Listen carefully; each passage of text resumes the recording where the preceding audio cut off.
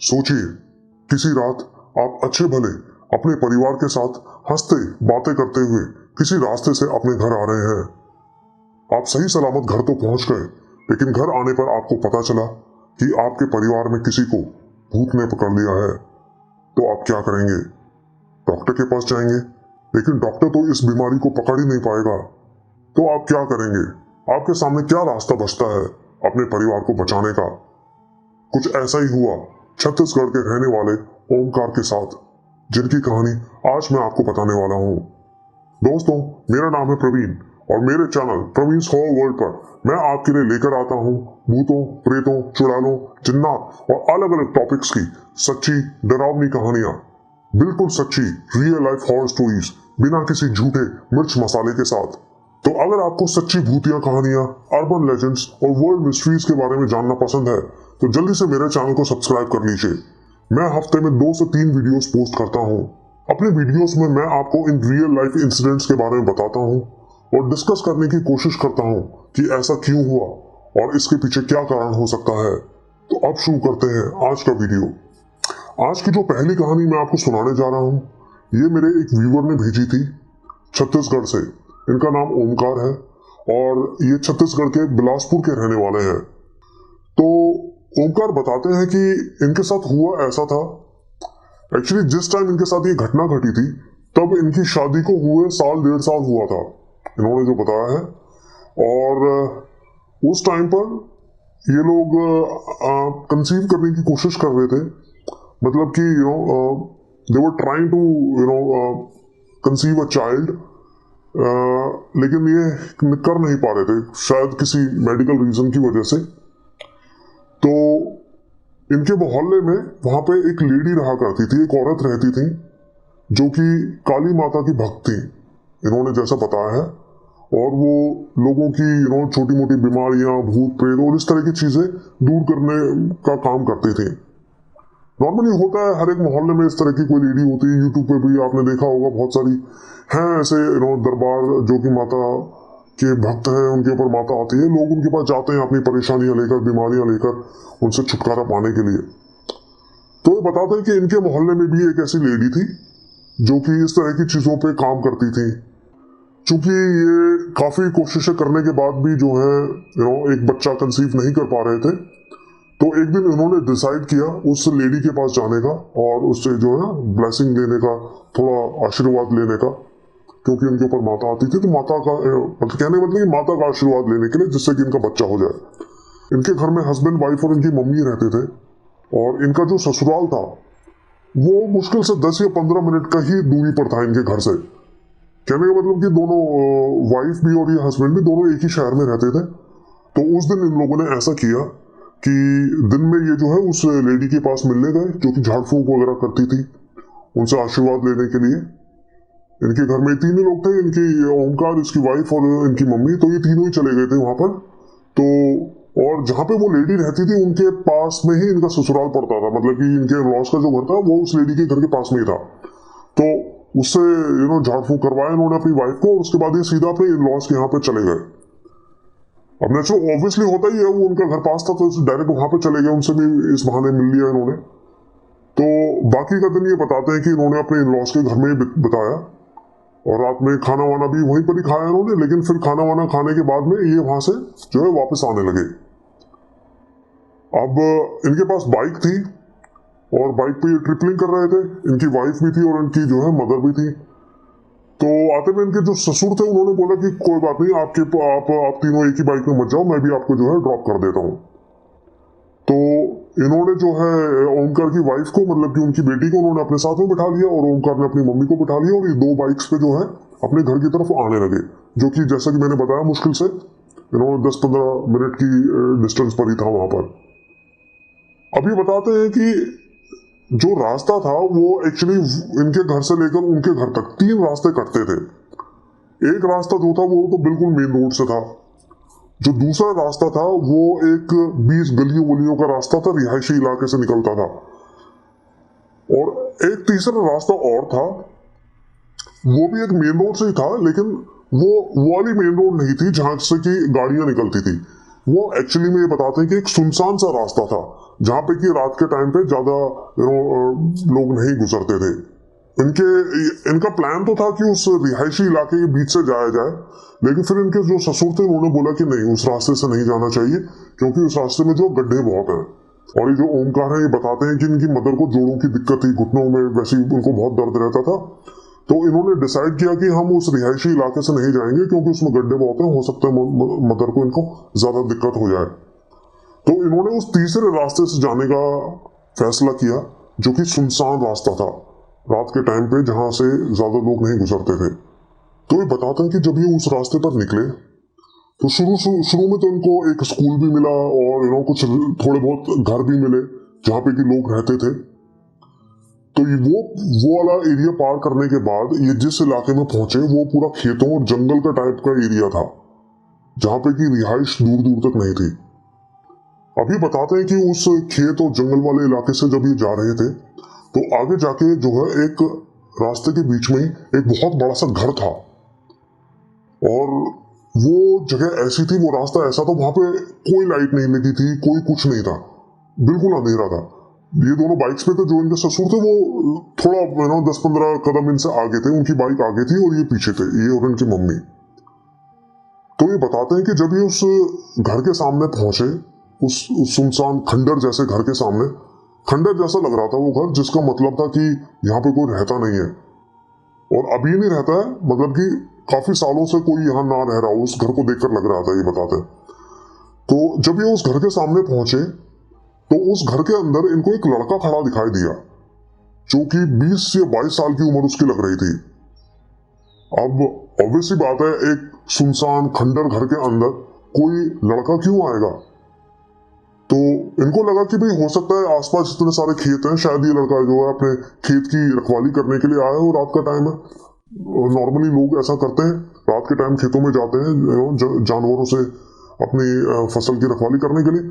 तो इन्होंने भी सोचा कि शायद ऐसे ही कोई लड़का आया होगा, लेकिन फिर इन्होंने नोटिस किया कि वो लड़का खड़ा तो अंधेरे में था और उसने सफेद कपड़े पहने हुए थे, लेकिन इतने अंधेरे में भी वो एक अलग ही तरह से चमक रहा था, जैसे कि जुगनू चमक रहा हो।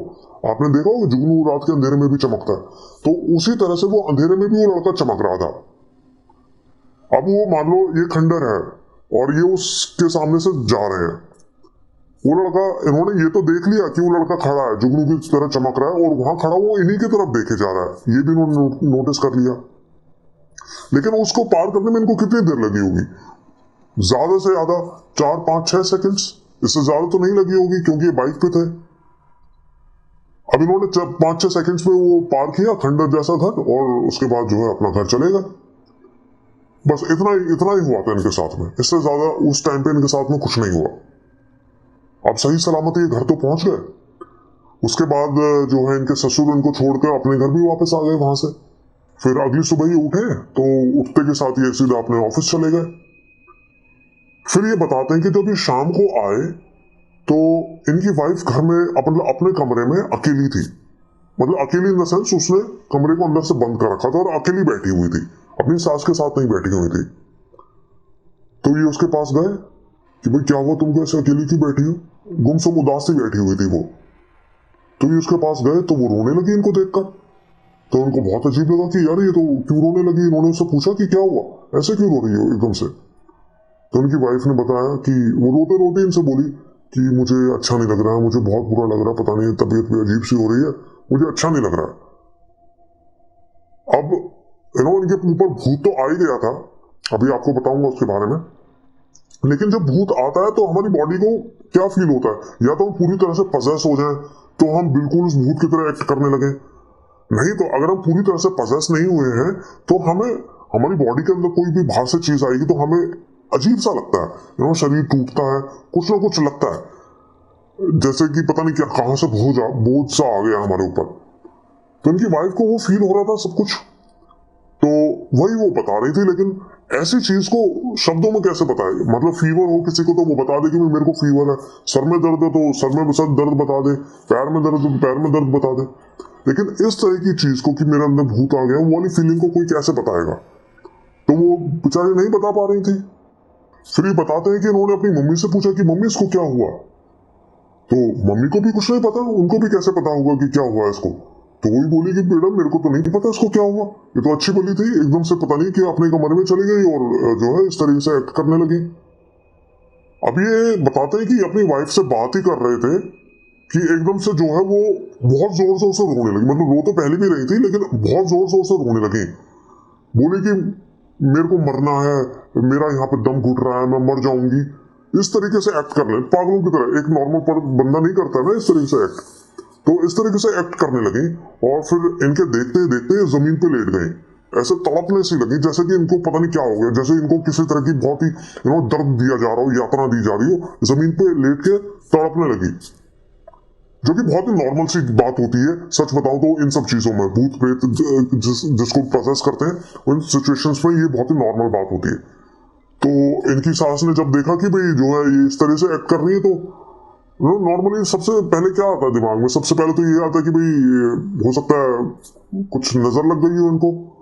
तो इनकी सास ने जो है इनकी नजर भी उतारी उसके बाद में, लेकिन नजर तो थी नहीं ना, चक्कर तो कुछ और ही था।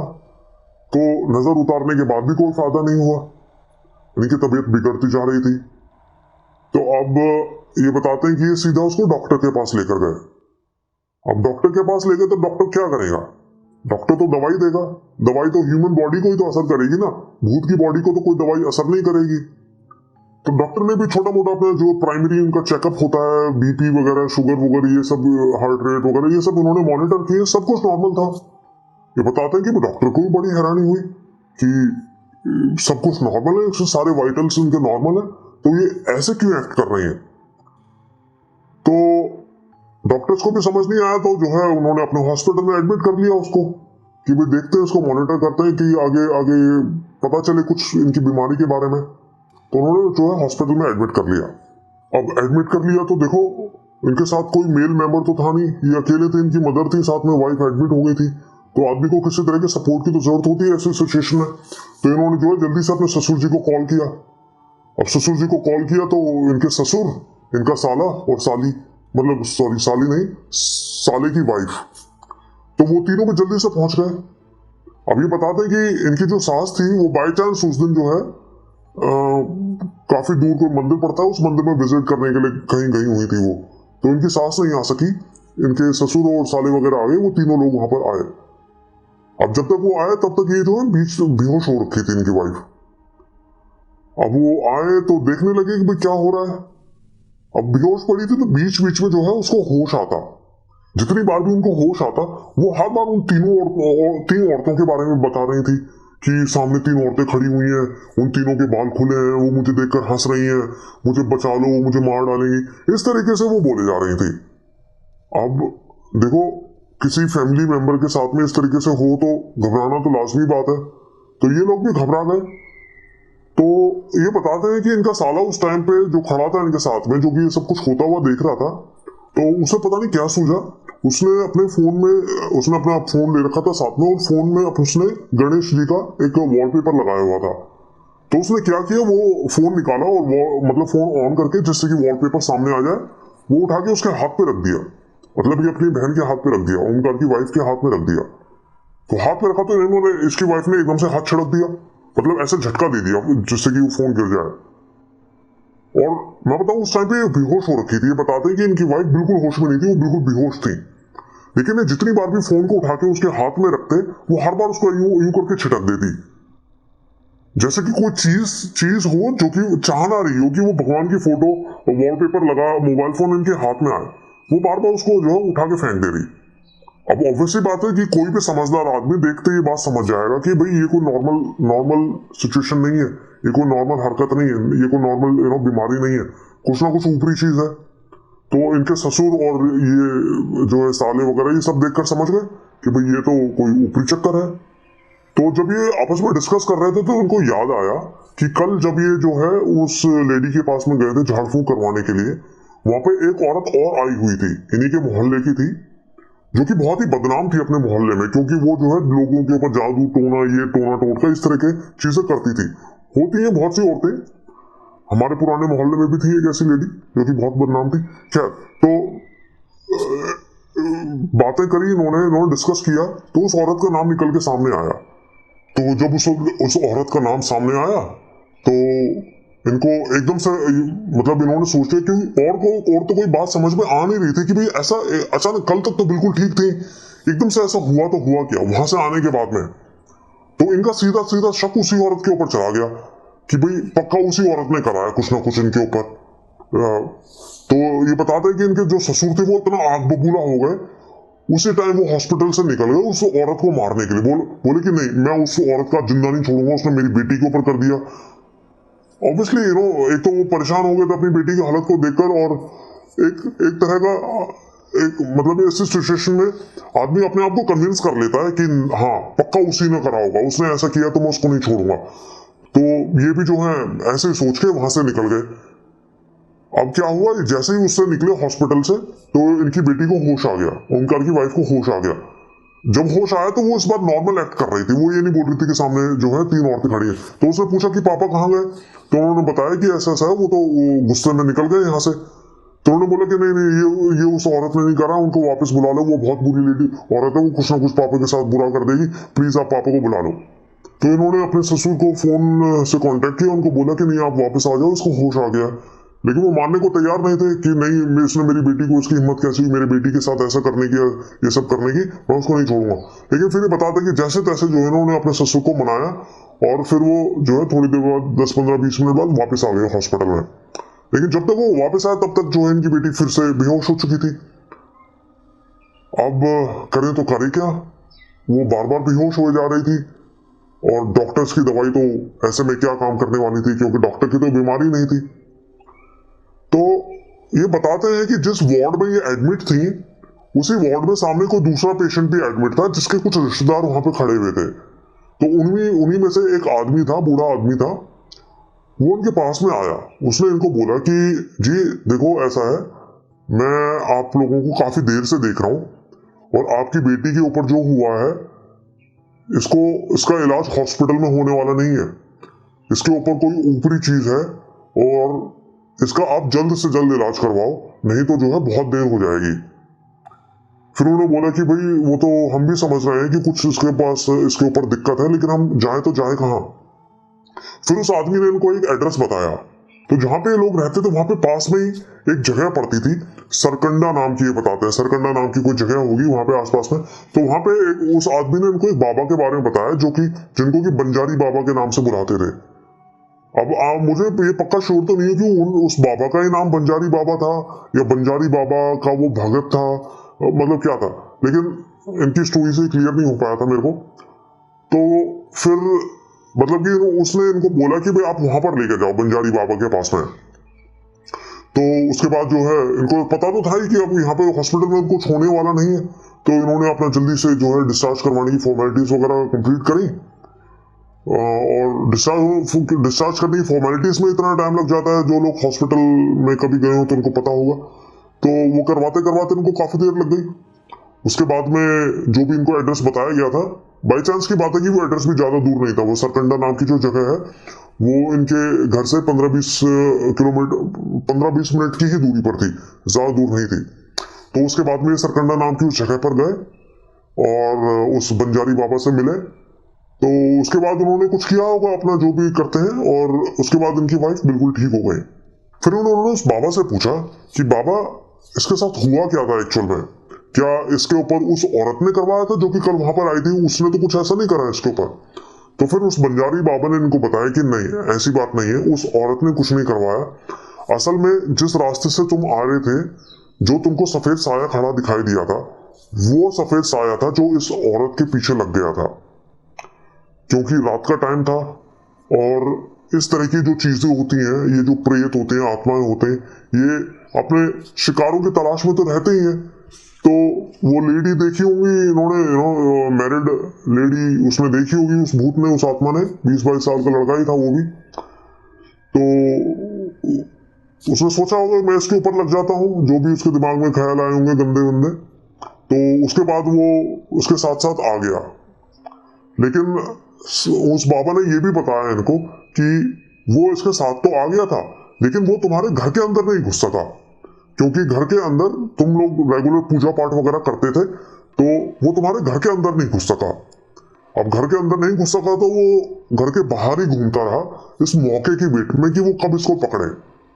इसलिए रात को उसको कुछ नहीं हुआ, रात को तुम लोग ठीक ठाक सो गए थे, सुबह भी जब उठे तब भी सब कुछ ठीक ठाक था। लेकिन अगले दिन दोपहर में कपड़े सुखाने के लिए जब ये ऊपर गई छत पे, तब उसने इसको पकड़ लिया और वहां से इसकी हालत खराब हुई शुरू। ये सब कुछ उस बाबा ने बताया। फिर उस बाबा ने इन तीनों को जो है एक एक ताबीज दिया, मतलब कि इसको, ओमकार को, इनकी वाइफ को और इनकी मदर को, जिससे कि वो चीज दोबारा इनके ऊपर हावी ना हो सके। और फिर ये बताते हैं कि उस बंजारी बाबा से मिलने जाने के बाद में इनकी वाइफ बिल्कुल ठीक हो गई, पहले जैसी हो गई। इनके ऊपर वो साया फिर कभी वापस नहीं आया। तो ये थी वो कहानी दोस्तों जो कि ओमकार ने मुझे भेजी थी। अब इस कहानी के बारे में थोड़ा सा डिस्कस करूं मैं आपको, थोड़ी सी इसकी तह में जाने की कोशिश करें तो देखो, मैं आपको एक चीज बताता हूं कि रात के टाइम पे स्पेशली अगर आपके साथ में कोई भी फीमेल है, स्पेशली उसमें भी यंग फीमेल कोई है, कोई भी 11, 12, 13 साल से ऊपर की कोई भी लड़की है या फिर कोई मैरिड यंग लेडी है, तो उनके साथ में आपको कभी भी सुनसान रास्तों से नहीं आना चाहिए, बचना चाहिए इस तरह के रास्तों से। क्योंकि ये जो चीजें होती है ना, ये लेडीज को सबसे पहले पकड़ती हैं। आदमियों को भी पकड़ती हैं लेकिन लेडीज को ज्यादा पकड़ती हैं। इसीलिए, और यहाँ भी ऐसा ही हुआ, ये भी इनकी वाइफ थी, शादी को 1 ही साल हुआ था, तो उस चीज ने इनकी वाइफ को ही पकड़ा, जबकि ये 4 लोग थे टोटल, लेकिन उसने किसी और को नहीं पकड़ा, इनकी वाइफ को ही पकड़ा। ऐसा होता है, ऐसे बहुत केसेस होते हैं। आगे भी मैं आपको बहुत सारी ऐसी कहानियां सुनाऊंगा। तो इसके बारे में तो मैं यही कह सकता हूँ कि भाई रात के टाइम पे कोशिश करें कि इस तरह के जो कि पॉसिबल हॉन्टेड जगहें हो सकती हैं, जैसे कि वो खंडर जैसा घर, तो ऐसी जगहों से मत आए। अगर आप आते भी हैं तो इन्होंने मेरे ख्याल से यहाँ पर एक और गलती कर दी थी। वो गलती कर दी थी कि इन्होंने उस चीज को देखा था, ध्यान से देख लिया था, और अपने मन में भी, जैसे कि इन्होंने बताया कि सोच रहे थे कि ये कैसे खड़ा है, चमक रहा है, तो ये सारी चीजें इनके ख्याल में आई थी। तो मेरे ख्याल से इनको ध्यान नहीं देना चाहिए था। अगर वो दिख भी गया था तो उसके ऊपर ध्यान नहीं देना था। हालांकि ये भी हो सकता है कि शायद अगर ये ध्यान ना भी देते तो भी कुछ फायदा नहीं होने वाला था, क्योंकि उसने तो अपना जो है शिकार ढूंढ लिया था, देख ही लिया था, तो शायद वो वैसे भी आता है इनके ऊपर में। खैर, तो ये थी वो पहली कहानी। अब मैं आपको दूसरी कहानी सुनाता हूँ, जो कि मेरे एक व्यूवर है संचित, हरियाणा से, जिन्होंने मुझे भेजी थी कुछ टाइम पहले। तो ये बताते हैं कि इनके एक मामा हैं जो कि हरियाणा के कैथल डिस्ट्रिक्ट में रहते हैं। उनका अपना कोई बिजनेस है जिसकी वजह से वो है दूसरे, मतलब इधर उधर ट्रैवल करते रहना पड़ता है। तो नॉर्मली जो भी ये ट्रैवल वगैरह करते थे, इस तरह से करते थे कि भी सुबह को गए और शाम को फिर वापस आ गए। लेकिन एक दिन बाय चांस की बात ऐसी है कि इनको एक बहुत बड़ा कोई बिजनेस डील होने वाली थी इनकी, जिसमें कि उनको काफी अच्छा खासा प्रॉफिट होने वाला था। तो उस दिन इनको जो है करनाल जाना था। कैथल में रहते थे और करनाल इनको जाना था। और नॉर्मली ये जिन जगहों पर जाया करते थे वो जगह थोड़ी आसपास होती थी, लेकिन करनाल इनके यहाँ से काफी दूर पड़ता था। तो लेकिन चूंकि वो डील इतनी इंपॉर्टेंट थी कि वहां पे जाना भी जरूरी था, तो ये बताते कि उस दिन इनके मामा को दोपहर में घर से निकलते निकलते दोपहर हो गई थी उस दिन। तो दोपहर के बाद तो ये निकले ही थे। फिर ये करनाल पहुंचे, वहां पे अपनी डील फाइनल, मतलब डील करी इनकी। और बाय चांस खुशी की बात थी इनके लिए कि भाई वो डील इनकी फाइनल हो गई, जिस डील का इनको इतनी बेसब्री से इंतजार था। अब डील फाइनल हुई तो बहुत खुश हो गए। तो इन्होंने सोचा कि भाई इतना खुशी का मौका है, इतना अच्छा बिजनेस डील मिली है मेरे को, तो मैं साथ में अपने कुछ मिठाई ले चलता हूं। तो आते हुए इन्होंने एक दुकान से मोतीचूर के लड्डू खरीद लिए। अब मोतीचूर के लड्डू इन्होंने खरीद लिए, तो उसके बाद ये जो है बस पकड़ के वहां तक तो पहुंच गए। मेन जो बस स्टैंड था अपने शहर का, वहां तक पहुंच गए। लेकिन अब वहां से इनको अपने गाँव आना था। और ये बताते हैं कि तब तक जो है रात के 11:30 बजे के आसपास का टाइम हो चुका था, और उस टाइम तक पब्लिक ट्रांसपोर्ट वगैरह तो चलता नहीं है। और ये बहुत साल पहले की बात है, तो उस टाइम पे रात के टाइम पे सवारियां भी ऐसी कुछ नहीं मिलती थी। तो उन्होंने सोचा कि चलो यार, अब कुछ सवारी तो कोई मिलनी नहीं, पैदल पैदल ही चलते हैं। माइंड तो खुश था उस टाइम पे, तो आदमी खुशी खुशी सोचता है कि चलो पैदल चलते हैं, आराम से पहुंच जाएंगे घर पे, इतना अच्छा मौका है। तो ये पैदल पैदल अपने गांव की तरफ आने लगे बस स्टैंड से। अभी बताते हैं कि ये कुछ ही दूर गए थे कि मतलब एक जगह से एक आदमी इनके सामने सामने से जाने लगा। मतलब कि जैसे ये चल रहे हैं, सामने सामने एक और आदमी इन्हीं की डायरेक्शन में जाने लगा आगे की तरफ। कहने का मतलब कि उस आदमी की पीठ इनकी तरफ थी, उसका चेहरा नहीं था, इनको चेहरा नहीं दिख रहा था, उसका सिर्फ पीठ दिख रही थी उसकी, वो सामने सामने चल रहा है। अब हुआ कि वो आदमी बिल्कुल सामने इनका रास्ता रोक कर चल रहा था, जैसे कि वो रोक रहा हो उनको आगे बढ़ने से। तो ये जैसे तैसे करके हल्का सा उसे आगे निकलते, लेकिन आगे निकल के जैसे ये कदम बढ़ाते वो फिर से पीछे से इनके सामने आ जाता। फिर थोड़ा सा आगे चलते, फिर इनके सामने आके इनका रास्ता रोक लेता। अब रात का टाइम, अकेले सुनसान सड़क पे इस तरह की हरकत होना, और हाथ में इन्होंने मोतीचूर के लड्डू लटका रखे थे उस टाइम पे। तो ये बेचारे थोड़ा घबरा गए। ऊपर से ये बताते हैं कि जिस टाइम जब वो आदमी इनके पास आया, इनको दिखाई दिया, तब इनको भी जो है अपनी बॉडी में बहुत अजीब सा फील होने लगा, इनका सर बहुत भारी सा होने लगा। अब वो आदमी इनको आगे बढ़ने ही ना दे। अभी बेचारे जैसे कोशिश करते वो फिर आगे खड़ा हो जाता, एक कदम बढ़ाते फिर आगे आगे खड़ा हो जाता। अब बाई चांस की बात है कि थोड़ी देर बाद जब ये बेचारे वहीं पर ही फंसे हुए थे रास्ते में, तो इनके ही कुछ गांव के आदमी इनको वहां से रास्ते से जाते हुए दिखाई दिए। तो वो आदमी जाते दिखाई दिए, उन्होंने आवाज मारी उनको कि भाई रुको रुको रुको, इधर आओ इधर आओ इधर आओ, मैं सब ये सब है। डरे तो हुए थे बेचारे। तो वो आदमी भागकर इनके पास में आया जल्दी से। तो उन्होंने उनको बताई बात कि भाई ये देखो, ये पता नहीं कौन आदमी है, ये मेरा रास्ता रोक रहा है, तब से मेरे को आगे नहीं जाने दे रहा। अब उन्होंने, वो जो आदमी आए थे भाग के, उन्होंने उसके मुंह से बात सुनी कि आदमी रास्ता रोक रहा। तो उन्होंने पूछा कौन सा आदमी, यहाँ तो कोई आदमी नहीं है। उनका अरे ये आदमी खड़ा है यहाँ पे, मेरी तरफ पीठ करके मुझे जाने नहीं दे रहा, मैं इतनी देर से आगे जाने की कोशिश कर रहा हूँ, ये मेरा रास्ता रोक के खड़ा है। उन्होंने कहा भाई साहब किस आदमी की बात कर रहे हो, यहाँ पे तो कोई आदमी नहीं है, यहाँ पे तो कुछ भी नहीं है, तो रास्ता साफ है बिल्कुल। लेकिन फिर वो जो आदमी भागकर आए थे उनमें से एक आदमी को सारी बात समझ में आ गई। उसने जल्दी से इनके हाथ से जो था ना लड्डू का डब्बा था जो उन्होंने हाथ में लटका रखा था, वो इनसे लिया और साइड में फेंक दिया झटके से। अब साइड में फेंका तो वो जो आदमी इनको सामने खड़ा दिख रहा था इनका रास्ता रोके, वो भी एकदम से गायब हो गया। अब गायब हो गया तो इनको तो अपनी आंखों पर यकीन ही नहीं हुआ कि यार ये क्या हुआ, अभी तो सामने खड़ा था, अभी कहाँ चला गया। लड्डू के डब्बे फेंकते ही वो गायब हो गया। फिर उस आदमी ने इनको बताया कि असल में हुआ क्या था कि कई साल पहले इस गांव में एक हवलदार रहा करता था। तो एक दिन उसके बेटे का जन्मदिन था, तो वो अपने घर से मतलब कि शहर की तरफ जा रहा था लड्डू लेने के लिए। अब लड्डू लेकर जब वो आ रहा था तो उसका एक्सीडेंट हो गया, और एक्सीडेंट में उसकी मौत हो गई बेचारे की। तो अब चूंकि वो लड्डू लेकर आ रहा था, तो उस दिन के बाद से उसकी आत्मा इसी रास्ते पे भटकती है, लेकिन वो और किसी को तो परेशान नहीं करता, लेकिन अगर इस रास्ते से कोई मोतीचूर के लड्डू लेकर आए तो वो उसका रास्ता रोक लेता है। क्योंकि वो अपने घर से लड्डू लेने के लिए निकला था, लेकिन लड्डू लेने के बाद वो अपने घर पहुंच नहीं सका, इसलिए वो और किसी को भी जो है अपने घर लड्डू लेकर नहीं जाने देता। अब इन्होंने ये बात सुनी कि भाई ऐसी ऐसी बात है, तो इन्होंने तो सबसे पहले भगवान का शुक्रिया अदा किया कि हे भगवान, आज तूने जान बचा ली। इस तरह का भूत जो प्रेत था ये मेरे सामने आ गया था।